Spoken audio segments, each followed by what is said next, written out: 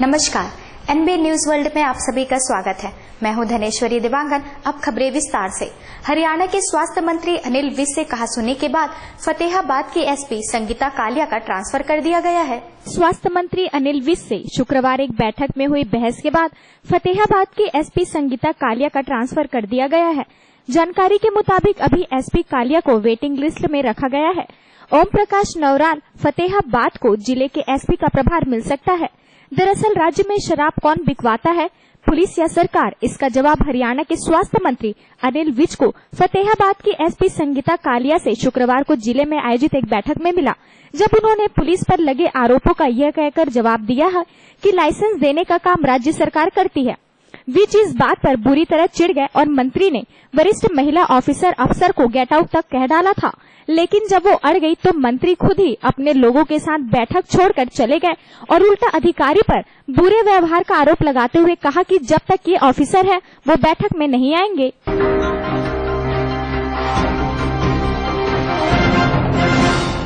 पूर्व केंद्रीय मंत्री फारूक अब्दुल्ला पाक अधिकृत कश्मीर पर शुक्रवार को दिए अपने बयान पर कायम है। फारूक ने कहा था कि पीओके पाकिस्तान का और कश्मीर भारत का हिस्सा है और रहेगा। नेशनल कॉन्फ्रेंस के अध्यक्ष और पूर्व केंद्रीय मंत्री फारूक अब्दुल्ला पाक अधिकृत कश्मीर पर शुक्रवार को दिए अपने बयान पर कायम है। फारूक ने कहा था कि पीओके पाकिस्तान का और कश्मीर भारत का हिस्सा है और रहेगा। उनके इस बयान की खासी आलोचना हुई थी, लेकिन फारूक ने अपने बयान पर कायम रहते हुए कहा, एक बार नहीं बार बार कहता हूं कि यह रियासत एक नहीं हो सकती, न हमारे पास दम है और न उनके पास। इसके साथ ही अब्दुल्ला ने यह भी कहा कि आज तक हम पंडित भाइयों को बसा नहीं सके। जहन्नुम में जहां यह इलेक्शन जो बांटते हैं, मैं हिंदुस्तानी हूं, मैं हिंदुस्तानी रहूंगा और हिंदुस्तानी मरूंगा। फारूक ने यह भी कहा कि सारी हिंदुस्तान की फौज भी आ जाए तो भी आतंकवादियों के खिलाफ बचाव नहीं कर सकती। इनसे बातचीत करके मामला हल करना यही एक रास्ता है, लेकिन वो नहीं होगा।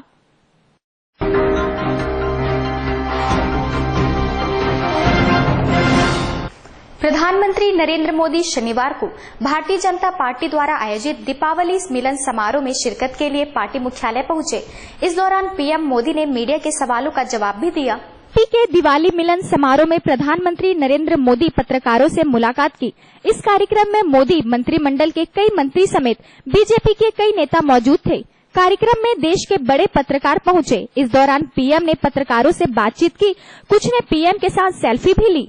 इससे पहले पीएम के विदेश दौरों की वजह से ये कार्यक्रम पहले टल गया था। ये दूसरा मौका है जब प्रधानमंत्री मोदी ने पत्रकारों से मुलाकात की। दरअसल पीएम ने पिछले साल पीएम बनने के बाद पत्रकारों से मिले थे। उस मुलाकात में न सिर्फ भारतीय मीडिया शामिल थी, बल्कि विदेशी पत्रकार भी शामिल थे।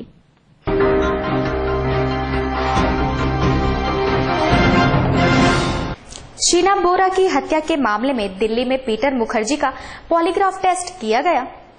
पूर्व मीडिया दिग्गज पीटर मुखर्जी का आज उनकी सौतेली बेटी शीना बोरा के 3 वर्ष पहले हुए सनसनीखेज हत्याकांड मामले में लाई डिटेक्टर टेस्ट कराया गया। जानकारी के अनुसार अधिकारियों ने इस टेस्ट के दौरान पीटर से अपराध के बारे में, उनकी पत्नी इंद्राणी मुखर्जी के साथ उनकी बातचीत और उनके अपने बयानात के बारे में सेंट्रल फॉरेंसिक साइंस लैबोरेटरी में ढेरों सवाल पूछे। एजेंसी ने इस परीक्षण के लिए एक विशेष अदालत से अनुमति ली थी। एजेंसी पीटर को सोमवार मुंबई में विशेष अदालत में पेश करना है, जिसने पीटर को सीबीआई की हिरासत में सौंपा था।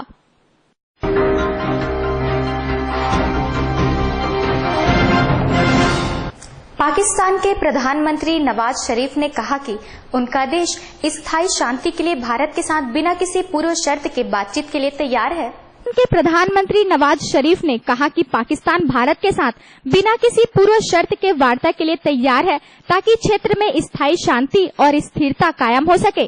पाकिस्तान के प्रधानमंत्री ने माल्टा की राजधानी वॉलेटा में राष्ट्रकुल की सरकारों के प्रमुखों के सम्मेलन के बाहर ब्रिटेन के प्रधानमंत्री डेविड कैमरन से बातचीत के दौरान भारत के साथ अपने देश के संबंधों की चर्चा की और बिना शर्त बातचीत शुरू करने की पेशकश की। नवाज शरीफ ने कहा कि पाकिस्तान भारत सहित अपने सभी पड़ोसी देशों के साथ मैत्रीपूर्ण संबंध चाहता है, ताकि क्षेत्र में स्थायी शांति एवं स्थिरता की स्थिति कायम रहे। पाकिस्तान हर प्रकार के आतंकवाद की निंदा करता है और वह अपने यहाँ आतंकवाद के सफाई के लिए अभियान चला रहा है।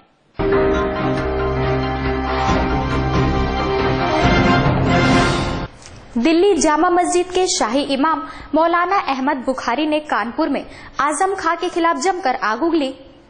जामा मस्जिद के शाही इमाम मौलाना अहमद बुखारी ने यूपी के कैबिनेट मंत्री आजम खान पर जमकर हमला बोला। उन्होंने आजम को अहंकारी बताते हुए कहा, साल 2017 से पहले सपा सुप्रीमो मुलायम सिंह यादव ने अगर आजम को बाहर का रास्ता नहीं दिखाया तो वो इसका खामियाजा आगामी विधानसभा चुनाव में भुगतेंगे। यही नहीं, उन्होंने प्रदेश सरकार पर तंज कसते हुए कहा, इनकी सरकार में घरेलू महिला, अहंकारी वजीर और लंगड़े लूले शामिल हैं। मौलाना अहमद बुखारी शुक्रवार देर रात कानपुर में आयोजित एक शादी समारोह में पहुंचे थे। इस दौरान उन्होंने यूपी के गद्दावर मंत्री आजम खान पर निशाना साधते हुए कहा, वो किसी से मोहब्बत नहीं कर सकता है, वो हिंदू और मुसलमान ही नहीं पूरे आवाम का दुश्मन है। वो वक्त आने वाला है जब रामपुर की जनता सड़कों पर उतरकर इसका बदला लेंगी।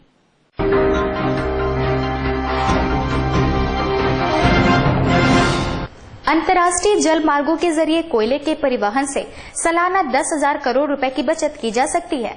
सड़क परिवहन एवं राजमार्ग मंत्री नितिन गडकरी ने ये बात कही है। सड़क परिवहन एवं राजमार्ग मंत्री नितिन गडकरी ने कहा कि अंतर्राष्ट्रीय जल मार्गों के जरिए कोयले के परिवहन से सालाना 10,000 करोड़ रुपए की बचत की जा सकती है। गडकरी ने कहा कि अंतर्राष्ट्रीय जल मार्गों के जरिए सामान और यात्रियों की आवाजाही को भी बढ़ावा दिया जा सकता है। उन्होंने उम्मीद जताई है कि संसद के शीतकालीन सत्र में देश भर के 111 नदियों को राष्ट्रीय जल मार्गों में परिवर्तित करने का विधेयक पारित हो जाएगा। गडकरी ने उद्योग मंडल पीएचडी सीसीआई के वार्षिक सत्र को संबोधित करते हुए कहा कि अंतर्राष्ट्रीय जल मार्गों की मदद से लॉजिस्टिक लागत में कमी लाने के अलावा देश भर में वस्तुओं और यात्रियों की आवाजाही को प्रोत्साहन दिया जा सकता है।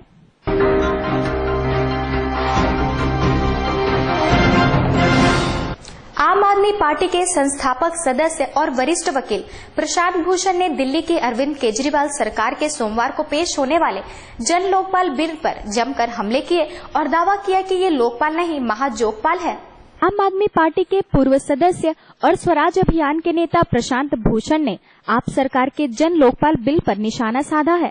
उन्होंने कहा कि केजरीवाल का यह जन लोकपाल बिल उस ड्राफ्ट से बिल्कुल अलग है जो अन्ना हजारे के आंदोलन के दौरान तैयार किया गया था, क्योंकि स्वतंत्र लोकपाल की नियुक्ति और हटाने का अधिकार अब राज्य सरकार के पास रहेगा। उन्होंने कहा कि यह बिल स्वतंत्र लोकपाल के सारे सिद्धांतों को ध्वस्त करता है और यह एक जोगपाल से भी बदतर है। बिल को लेकर प्रशांत भूषण ने ट्वीट किया है जिसमें लिखा है, दिल्ली लोकपाल विधेयक उन सभी सिद्धांतों को ध्वस्त करता है जिसका मसौदा हमने तैयार किया था, जैसे नियुक्ति एवं पद से हटाना सरकार के अधीन न हो, लोकपाल के अधीन स्वतंत्र जांच एजेंसी। दिल्ली लोकपाल विधेयक को देखकर हैरानी हुई। नियुक्ति एवं पद से हटाना दिल्ली सरकार द्वारा, उसके अधीन कोई जांच एजेंसी नहीं। भारत सरकार की जांच करने का भी अधिकार इसे असफल होने के लिए तैयार किया गया है।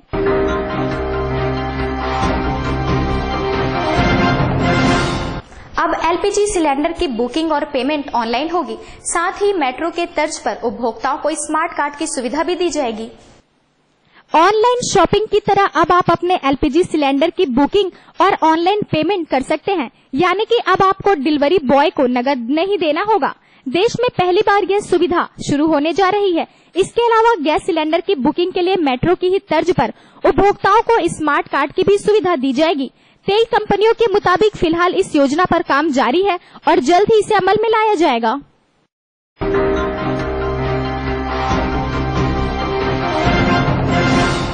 अमेरिका के एक टीवी शो क्वांटिको की शूटिंग कर रही बॉलीवुड एक्ट्रेस प्रियंका चोपड़ा अपनी फिल्म बाजीराव मस्तानी के प्रमोशन के लिए मुंबई आएंगी। अमेरिका में इन दिनों टेलीविजन शो क्वांटिको की शूटिंग में व्यस्त अभिनेत्री प्रियंका चोपड़ा अपनी आने वाली फिल्म बाजीराव मस्तानी के प्रमोशन के मौके पर मौजूद रहेंगी। यह बहुप्रतीक्षित फिल्म अगले महीने 18 दिसंबर को रिलीज होगी। फिल्मी दुनिया में अपने कमिटमेंट के लिए जाने जाने वाली प्रियंका अभी अमेरिका के मॉन्ट्रियल में एबीसी के लोकप्रिय शो क्वांटिको में शूटिंग में व्यस्त हैं। उन्होंने फिल्म के निर्माताओं को भरोसा दिलाया है कि वह फिल्म के प्रमोशन के समय मुंबई पहुंच जाएंगी।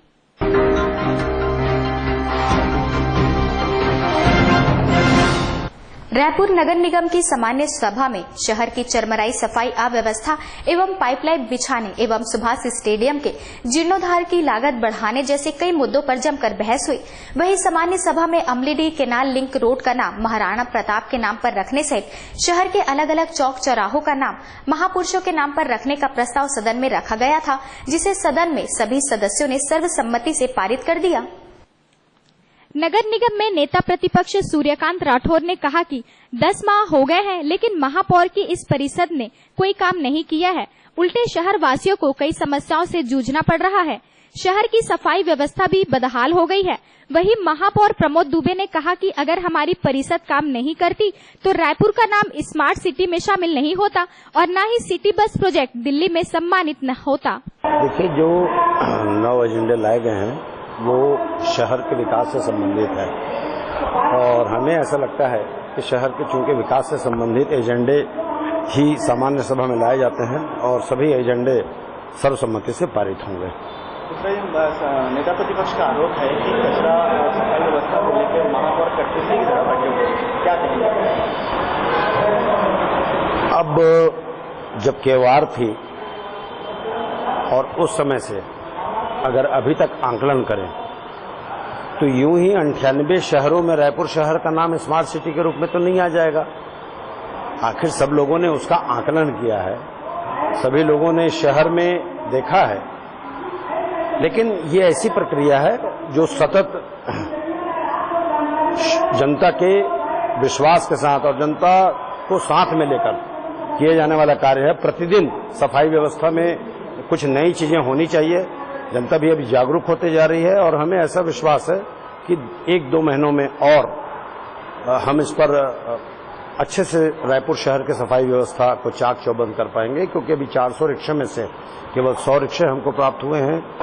नगर निगम की सामान्य सभा में आज 9 एजेंडे शामिल किए गए हैं, लेकिन पिछले 4 महीने में जो नगर निगम सीमा में सफाई की व्यवस्था की जो स्थिति खराब है और पूरे शहर की जनता सफाई व्यवस्था को लेकर पीड़ित और लगातार नगर निगम को इस बात में सचेत कर रहे हैं हम लोग कि सफाई व्यवस्था में सुधार करिए, सफाई व्यवस्था में सुधार करिए, लेकिन नगर निगम की परिषद इस दिशा में कोई कदम नहीं उठा रही। इसलिए आज हमको मजबूरन सभापति से आग्रह करना पड़ा कि सफाई व्यवस्था में पहले चर्चा होनी चाहिए, उसके बाद अन्य विषयों पर चर्चा। सभापति जी ने हमको समय दिया और सारे पार्षदों ने अपने मन की पीड़ा रखी, अपने वार्ड की पीड़ा रखी कि हम सब सफाई इस तरफ से दिवाली के जैसे त्योहार में लोगों ने हमें भरा बुला कहा कि हम सफाई नहीं करा पाए।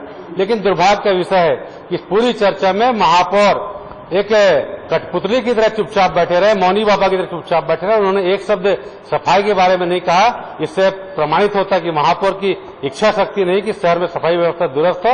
नहीं, ये बात सत्य है, क्योंकि स्वास्थ्य विभाग का अध्यक्ष जब इस बात को सदन में बोल रहा है कि हमारे स्वास्थ्य विभाग के सैकड़ों कर्मचारी, हमारे जो काम करने वाले कर्मचारी वो अधिकारियों के घर में तैनात है, तो ऐसे कर्मचारी को तत्काल बुला के वार्डों में काम में लगाना चाहिए, जिससे सफाई व्यवस्था दुरुस्त हो सके।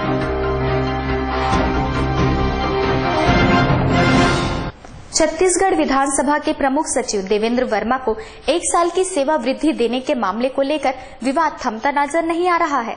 गौरतलब है कि देवेंद्र वर्मा 30 नवंबर को सेवानिवृत्त होने जा रहे थे, लेकिन उससे पहले ही विधानसभा अध्यक्ष के द्वारा 1 साल के लिए उनका कार्यकाल बढ़ाए जाने पर पूर्व वित्त आयोग अध्यक्ष वीरेंद्र पांडे ने नियम के विरुद्ध बताते हुए उनको बर्खास्त करने की मांग की है।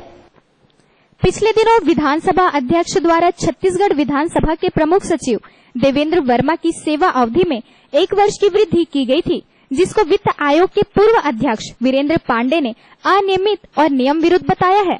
उनका कहना है कि राज्य विभाजन के बाद सामान्य प्रशासन विभाग छत्तीसगढ़ शासन द्वारा 23 जनवरी 1999 में ही एक आदेश पारित कर दिया गया था कि किसी भी स्थिति में किसी की भी सेवा वृद्धि नहीं की जाएगी। बावजूद इसके देवेंद्र वर्मा के सेवा अवधि में वृद्धि की गई। साथ ही उन्होंने यह भी आरोप लगाया है कि इसके पहले भी उन्हें मध्य प्रदेश कैडर होने के बावजूद छत्तीसगढ़ से पदोन्नति मिलती रही है और पूरे भारत में देवेंद्र वर्मा को सेवा विस्तार दिया है अध्यक्ष ने विधानसभा के। मेरा मानना ये है कि उन्होंने ऐसे अधिकार का उपभोग किया है जो उनके पास था ही नहीं, क्योंकि विधानसभा अध्यक्ष कोई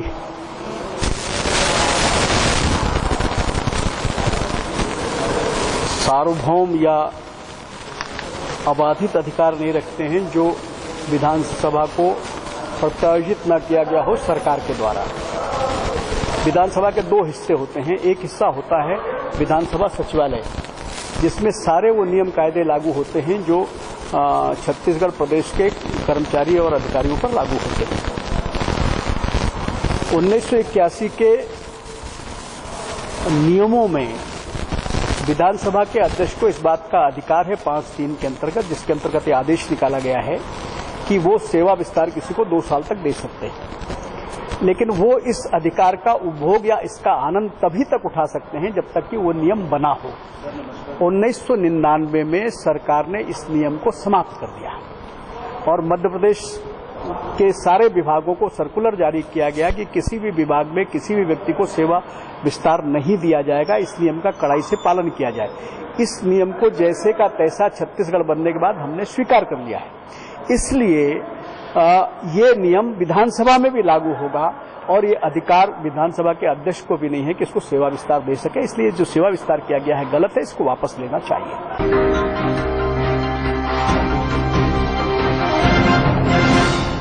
प्रदेश में शासकीय महिला कर्मचारियों व महिलाओं को नौकरी देने से नौकरी बचाने और ट्रांसफर रुकवाने के नाम पर अधिकारियों द्वारा किया जाने वाला शोषण रुकने का नाम नहीं ले रहा है। आबकारी अपर आयुक्त को जूते से मारने वाली महिला आरक्षक कमलेश्वरी दिवांगन ने कहा कि अपर आयुक्त आशीष श्रीवास्तव मुझसे छेड़छाड़, अश्लील टिप्पणी एवं मानसिक रूप से प्रताड़ित किया करते थे, जिससे मैं परेशान होकर उन्हें मारी हूं एवं मेरी शिकायत की जांच किए बिना ही मुझे निलंबित कर दिया गया है। गलत तरीके से मारपीट नहीं, जो मेरे साथ गलत करेगा या मेरी कहीं जगह सुनवाई नहीं होगी, इसीलिए मैंने ये कदम उठाया, क्योंकि मैं हर जगह से परेशान हो गई थी। मेरा कोई सुन भी नहीं रहा था। वो अपने पद का फायदा उठा करके नाजायज तरीके से इस तरीके से हरकतें कर रहा था, इसीलिए मैंने मारा। सबसे पहले तो जो उन्होंने गलत तरीके से मेरे को निलंबन किया है, उसकी पहले जांच हो करके उस निलंबन को खारिज किया जाए। मैं तो ये चाहती हूँ। और जो सही है, जो झूठ है, जो सच है, वो गलत है, वो सभी जानते हैं। उसकी जांच हो और जिस मुद्दे पर मेरे को निलंबन किया गया है उसकी जांच हो के उसे खारिज किया जाए।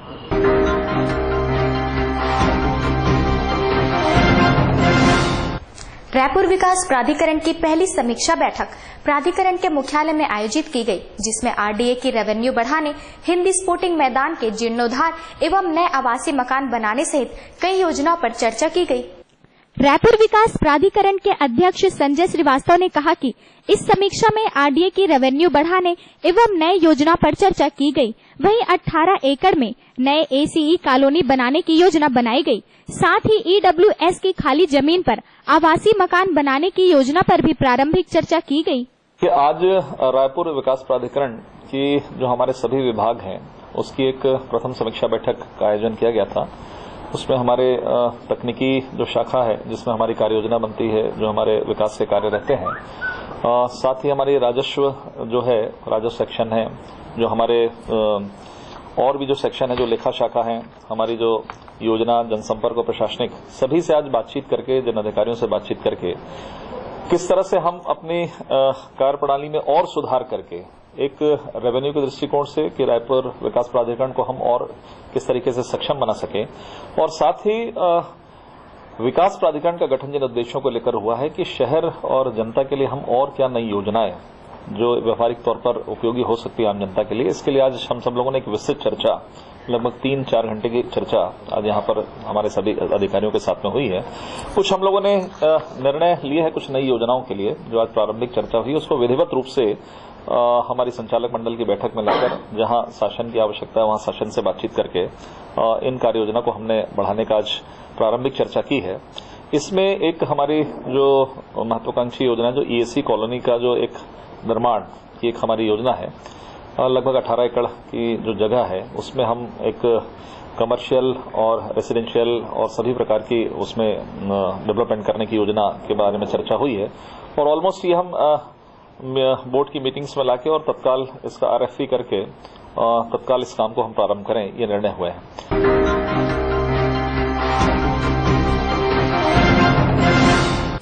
छत्तीसगढ़ी भाषा को संविधान की 8वीं अनुसूची में शामिल करने के लिए पुरजोर प्रयास किया जा रहा है और इसके लिए मुख्यमंत्री के अलावा प्रदेश के सांसदों एवं केंद्रीय मंत्री से चर्चा की जा रही है। इन विषय पर चर्चा छत्तीसगढ़ी राजभाषा आयोग के स्थापना दिवस के अवसर पर महंत घासीदास संग्रहालय स्थित सभागार के आयोजित कार्यक्रम में किया गया। इस अवसर पर प्रदेश कांग्रेस अध्यक्ष भूपेश बघेल ने अपने उद्बोधन में कहा कि छत्तीसगढ़ी भाषा को 8वीं अनुसूची में शामिल करने के लिए लगातार कोशिश की जा रही है। मुख्यमंत्री से इस संबंध में चर्चा करके प्रदेश के सांसदों को लोकसभा में इस विषय को जोर शोर से रखने के लिए कहेंगे। इससे छत्तीसगढ़ी को 8वीं अनुसूची में शामिल करने के प्रयास में निश्चित ही सफलता मिलेगी। बघेल ने प्रदेश के साहित्यकार और लेखकों से भी अपील की कि इस दिशा में छत्तीसगढ़ी राजभाषा आयोग के प्रयासों की सराहना की।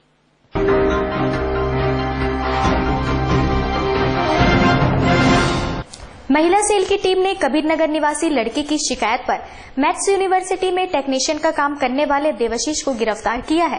प्रार्थिया और आरोपी एक साथ मैथ्स यूनिवर्सिटी में काम करते थे। जब लड़की की शादी तय हो गई तो आरोपी देवाशीष ने उसके होने वाले पति को दोनों की एक साथ वाली फोटो भेजकर शादी तोड़वा दी। महिला सेल प्रभारी राजकुमारी कामटे ने बताया कि आरोपी दुर्गा चौक अछोली निवासी देवाशीष और प्रार्थिया मैथ्स कॉलेज में साथ काम करते थे, जिससे दोनों में अच्छी खासी पहचान हो गई थी एवं साथ में घूमते थे। जब लड़की की शादी तय हो गई तो लड़की ने उससे बात करनी बंद कर दी थी, जिससे नाराज लड़के ने प्रार्थिया के होने वाले पति को फोन कर शादी तोड़वा दी। प्रार्थिया और अनावेदक दोनों एक दूसरे से पहचान वाले हैं। प्रार्थिया उससे बातचीत करती थी क्योंकि दोनों मैथ्स यूनिवर्सिटी में नौकरी करते थे। उससे प्रार्थिया सगाई हो गई। सगाई होने के बाद में अनावेदक उसको परेशान करने लगा कि तू मेरे से शादी कर ऐसे करके। तो प्रार्थिया बोली कि मैं शादी नहीं करूंगी, मेरी सगाई हो चुकी है करके। तो ये परेशान करने लगा। तो प्रार्थिया 24/10 को महिला से लाई और लिखित शिकायत दी कि एक देवाशीष नाम का लड़का है जो मैथ्स यूनिवर्सिटी में नौकरी करता है, वो मेरे को परेशान करता है करके। तो उसके शिकायत के आधार पे देवाशीष को महिला से लाए।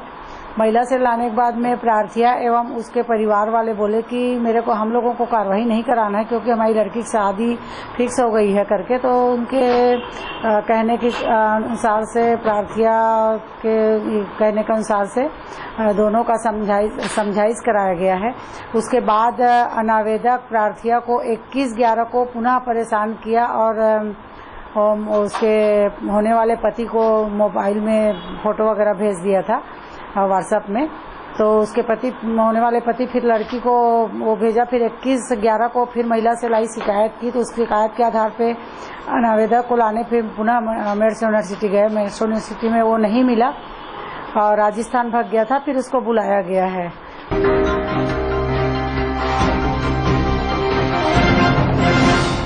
प्रदेश कांग्रेस अध्यक्ष भूपेश बघेल ने राजनीतिक कार्यकर्ता, राजनेता, अधिकारी, कर्मचारियों की फोन टैपिंग करने का आरोप राज्य सरकार पर लगाते हुए कहा कि भाजपा सरकार राजनीतिक दुर्भावना के कारण और निजी स्वार्थ साधन के लिए विरोधियों का फोन टैप करवा रही है।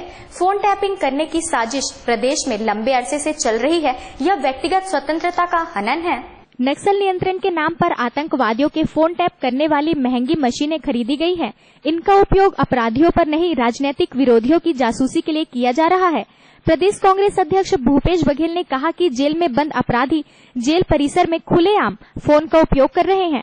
उस पर सरकार नियंत्रण नहीं रख पा रही है, लेकिन माओवादियों की गतिविधियों पर नजर रखने के नाम पर खरीदी गई फोन टैप करने वाली मशीन का दुरुपयोग प्रदेश के मंत्रियों, नेताओं एवं अधिकारियों के फोन टैप करने में कर रही है। सुप्रीम कोर्ट की गाइडलाइन के मुताबिक केवल 2 ही वजहों से, बड़े आपराधिक मामलों और राष्ट्रीय सुरक्षा के वजहों से ही किसी का फोन टैप किया जा सकता है।